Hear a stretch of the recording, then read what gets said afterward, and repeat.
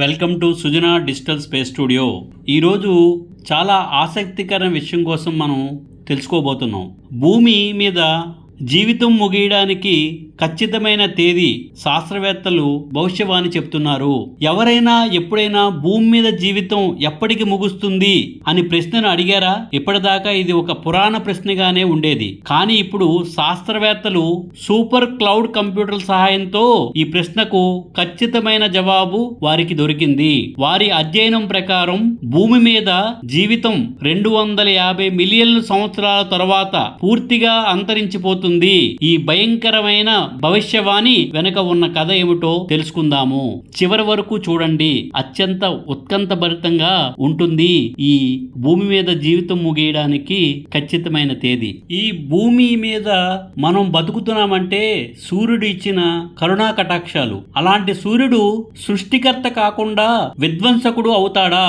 భూమి మీద జీవితానికి సూర్యుడు జీవనాధారం. కానీ శాస్త్రవేత్తలు హెచ్చరిస్తుంది ఏమిటంటే సూర్యుడే భూమిని ఒకరోజు సమాప్తి చేసే ప్రధాన కారణం కావచ్చు.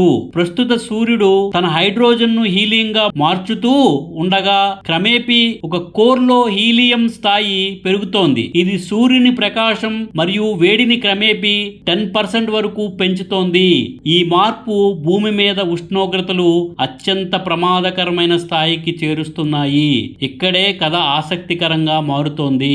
సూపర్ కంప్యూటర్ స్టిమ్యులేషన్స్ భవిష్యత్తును చూసిన యంత్ర మేధావులు. నాసా మరియు ప్రపంచవ్యాప్తంగా ఉన్న శాస్త్రవేత్తలు సూపర్ కంప్యూటర్లను ఉపయోగించి భూమి యొక్క వాతావరణం, ఖగోళ మార్పులు, సూర్యుని పరిణామము వంటి అంశాలను అనుకరించారు. ఈ సిమ్యులేషన్ల ప్రకారం ఇప్పటి నుండి 250 మిలియన్ల సంవత్సరాల తర్వాత సూర్యుని వేడి భూమి మీద ఉష్ణోగ్రతను 60 డిగ్రీలకు పైగా చేరుస్తుంది. సముద్రాలు ఆవిరైపోయి వాతావరణంలో ఆక్సిజన్ స్థాయి విచ్చలవిడిగా పడిపోతుంది. ఈ పరిస్థితుల్లో మొక్కలు మొదటి దగ్గరే కాకుండా జంతుజాలం కూడా విషపూరిత వాతావరణంలో ఉంటాయి. ఈ విషపూరిత వాతావరణాన్ని జంతువులు గాని మానవ జాతి గాని ఎదుర్కోలేకపోతాయి. కానీ ఇంకా ఆశ్చర్యకరమైన విషయం ఏంటంటే ఈ సిమ్యులేషన్స్ చూపించిన దానికంటే భూఖండాలు మళ్ళీ ఒక్కటిగా కలిసిపోయి సూపర్ కాంటినెంట్ గా పంగే అల్టిమా ఏర్పడతాయి. ఈ పెద్ద భూభాగం వల్ల ఉప్పు సముద్రాలు నీరు లోపలికి చొచ్చుకుపోయి ఎక్కువ భూమి ఎడారిగా మారుతుంది. ఇది జీవితానికి చివర మజిలీ. జీవితానికి చివర పరిస్థితి ఇలా ఉంటుంది. ఇటు పిమ్మట జరగగల ప్రమాదాలకి మానవుడు హీరో అవుతాడా, జీరో అవుతాడా? 250 మిలియన్ల సంవత్సరాలు అంటే చాలా దూరం అనిపించినా శాస్త్రవేత్తలు ఇతర ప్రమాదాల గురించి కూడా హెచ్చరిస్తున్నారు. అవేమిటంటే గ్లోబల్ వార్మింగ్. ప్రస్తుతం మానవులు సృష్టించిన కార్బన్ పదార్థాలు భూమిని క్రమంగా నిష్క్రియాత్మక గ్రహంగా, ఎందుకు పనికిరాని భూమిగా మారుస్తున్నాయి. ఆస్ట్రాయిడ్ ఢీకొట్టుతున్నాయి. 6 మిలియన్ సంవత్సరాల క్రితం డైనోసార్లను అంతరించిపోయేలా చేసినట్టు మరో ఆకస్మిక ఆస్ట్రాయిడ్ ఢీకొని జీవితాల్ని తుడిచిపెట్టవచ్చు. గామారే పేలుళ్ళు. విశ్వంలో దూరం నక్షత్రాల పేలుళ్ళు భూమిపై వాతావరణాన్ని నాశనం చేయగలవు. కానీ ఇక్కడ మానవుడి ప్రతిభ వెలుగొందుతుంది. శాస్త్రవేత్తలు విశ్వాసం ఏమిటంటే మనం మార్స్ లేదా ఇతర గ్రహాలకు వలస పంపించి జీవితాల్ని కొనసాగించవచ్చు. మానవ జాతి అంతరించిపోకుండా కాపాడవచ్చు అని శాస్త్రవేత్తలు చెప్తున్నారు. ఇది సైన్స్ ఫిక్షన్ కథ కాదు. ఇప్పటికే స్పేస్ ఎక్స్ వంటి సంస్థలు ఈ లక్ష్యం కోసం పనిచేస్తున్నాయి. భూమి ఒక కథలా మిగిలిపోవచ్చు. మనమే తదుపరి అధ్యాయము. భూమి 4.5 బిలియన్ల సంవత్సరాల నాటి గ్రహము. ఇది డైనోసార్లు, మమ్మూత్లు, అనేక జంతువులు, మానవ సంస్కృతులన్నింటినీ చూసింది. ఇప్పుడు ఈ గ్రహం యొక్క జీవిత కాల గడియారం టిక్ టాక్ అని మారుతోంది. కానీ ఈ భయానక భవిష్యవాణి మనకు ఒక సందేశం ఇస్తోంది. ప్రకృతిని కాపాడండి, సాంకేతికతను అభివృద్ధి చేయండి మరియు విశ్వాన్ని కాపాడండి. విశ్వాన్ని అన్వేషించండి. విశ్వానికి హాని చెయ్యవద్దు. ఇది ఒక పెద్ద హెచ్చరిక. మనమే ఈ గ్రహం యొక్క తదుపరి సంరక్షకులు లా ఉండాలి. మనమే సంరక్షకులమైతే భూమి యొక్క చివరి అధ్యాయం కూడా ఒక నూతన ప్రారంభం కావచ్చు.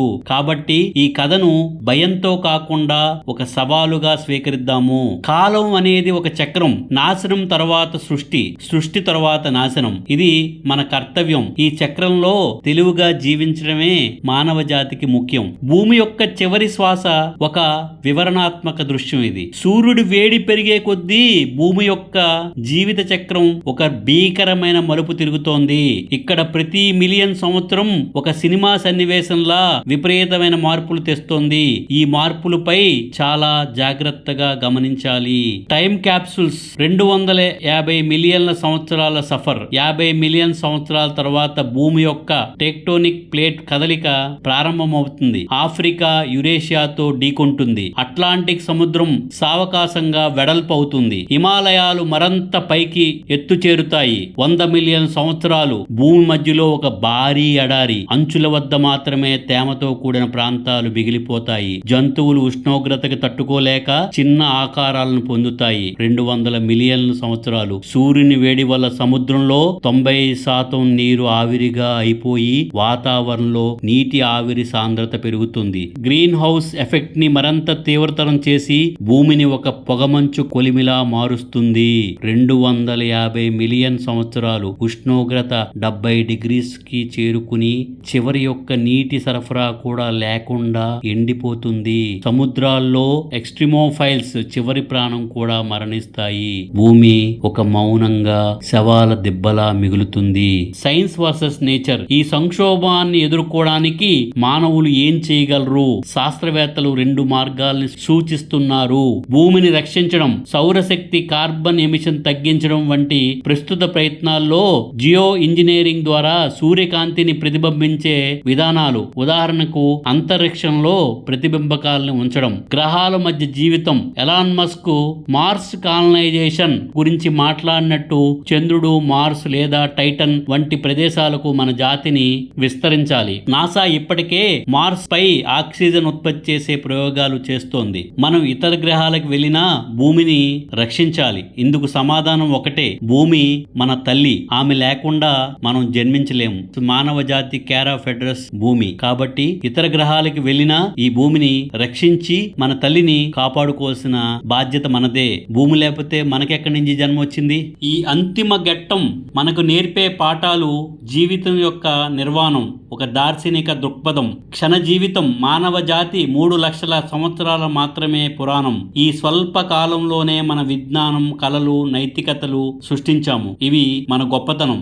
సాహసోపేతమైన భవిష్యత్తు. భూమి ముగిసినా మన జ్ఞాపకాలు విశ్వంలో నక్షత్రాలుగా మిగిలిపోతాయి. ఉదాహరణకు వోయోజర్ 1 and 2 ఇప్పటికే సౌరమండలం నుండి బయటపడిన మానవ సందేశాలు తీసుకువెళ్తున్నాయి. పునర్జీవనం. కొన్ని శాస్త్రవేత్తల నమ్మకం ఏంటంటే లేదా సైబర్ జీవులు భూమి నాశనం తర్వాత కూడా జ్ఞానాన్ని కొనసాగిస్తాయి. ఇది మానవత్వం యొక్క డిజిటల్ అమరత్వము. ముగింపు. ఒక పూల తోట, ఒక స్వప్నం. భూమి యొక్క చివరి రోజులు ఒక విషాద కథలా అనిపించినప్పటికీ ఇది మనకు ఒక సంధి సమయాన్ని ఇస్తుంది. సూర్యాస్తమయం తర్వాత ఉషస్సు వస్తుంది, సూర్యోదయం వస్తుంది. అదే విధంగా ఈ భూగ్రహం ముగిసిన తర్వాత కూడా మానవుడు ఆవిష్కరణలు, ప్రేమ, కవితలు విశ్వంలో నిత్య జీవితాలుగా మిగిలిపోతాయి. మనం చేయాల్సింది ఏమిటి? ఇప్పుడు జీవిస్తున్నామనే సత్యాన్ని గుర్తించుకోవడమే. ప్రతి పువ్వును చూసి ఆనందించండి. ప్రతి నిట్టూర్పును గణనీయంగా భావించకండి. జీవితం అనేది ఒక అద్భుతం. దాని కాల పరిమితి మాత్రమే అపూర్వంగా ఉంటుంది. మనుషులు తర్వాత ప్రపంచం ఒక మిస్టీరియస్ డేస్. భూమి మీద మానవ జీవితం అంతరించిన తర్వాత కూడా ఈ గ్రహం రహస్యంలో నిండిన ఖాళీ రంగస్థలంలా మారుతుంది.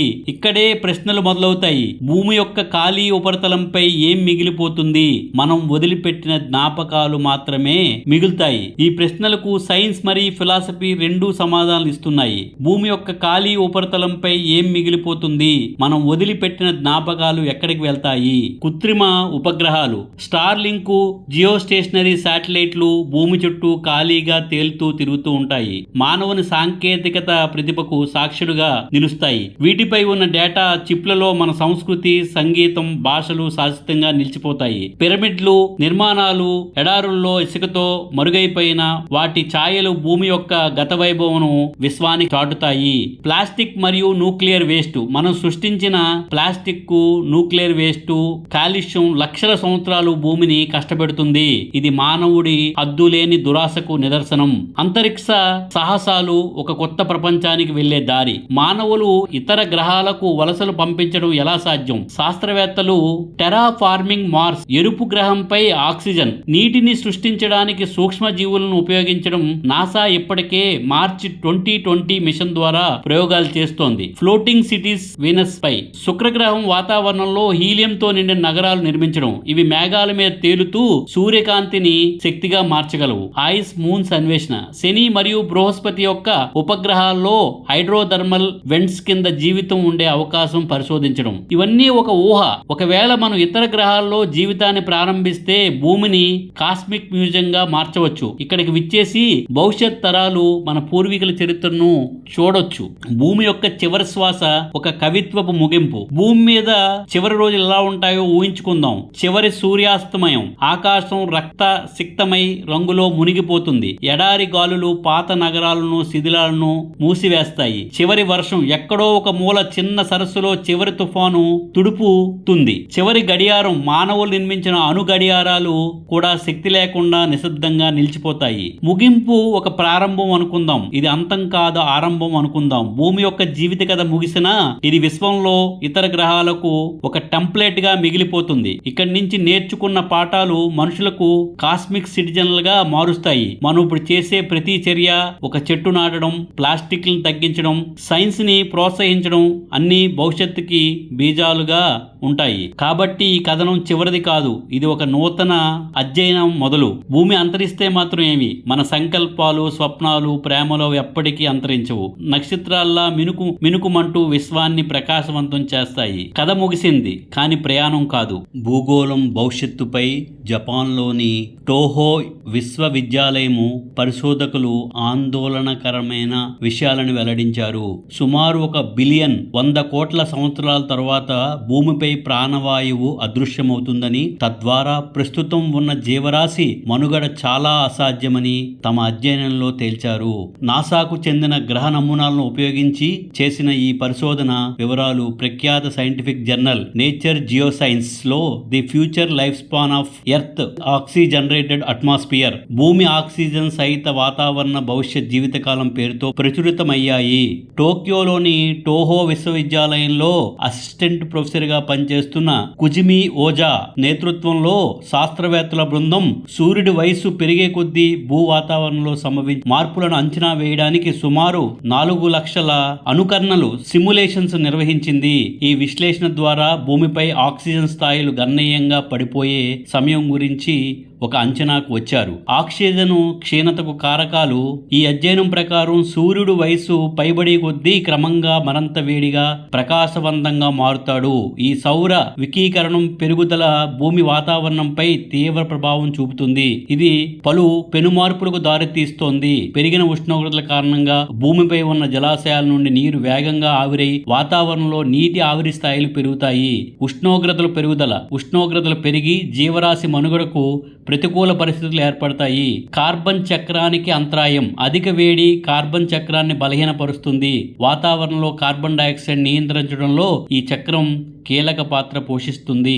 మొక్కలు మొత్తం నశించిపోతాయి. కార్బన్ చక్రం దెబ్బతినడంతో కిరణజన్య సంయోగక్రియ ద్వారా ఆక్సిజన్ను ఉత్పత్తి చేసే మొక్కలు నశించిపోతాయి. ఫలితంగా ఆక్సిజన్ ఉత్పత్తి నిలిచిపోతుంది. వాతావరణంలో పెను మార్పులు.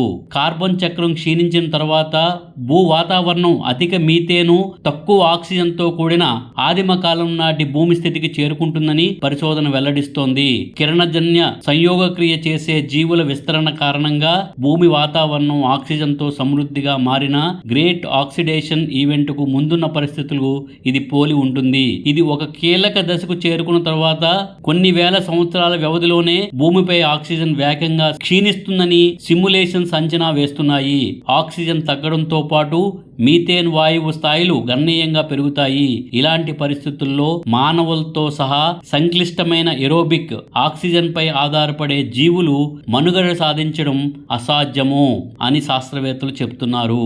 గతంలో కొన్ని శాస్త్రీయ నమూనాలు భూమిపై జీవరాశిలో మరో 2 బిలియన్ సంవత్సరాల వరకు మనుగడ సాగిస్తుందని అంచనా వేశాయి. అయితే ఈ నూతన అధ్యయనం ఆక్సిజన్ ఉత్పత్తి అంతమయ్యే సమయాన్ని మరంత ముందుకు తెచ్చింది. భూమిపై జీవరాశి అంతిమ వినాశనం గురించి తెలిసినప్పటికీ ఆక్సిజన్ క్షీణత ఎప్పుడు ఎలా జరుగుతుంది అనేది ఖచ్చితమైన వివరాలు ఇప్పటి వరకు అస్పష్టంగానే ఉన్నాయని కుజుమి ఓజాకి నొక్కి చెప్పారు.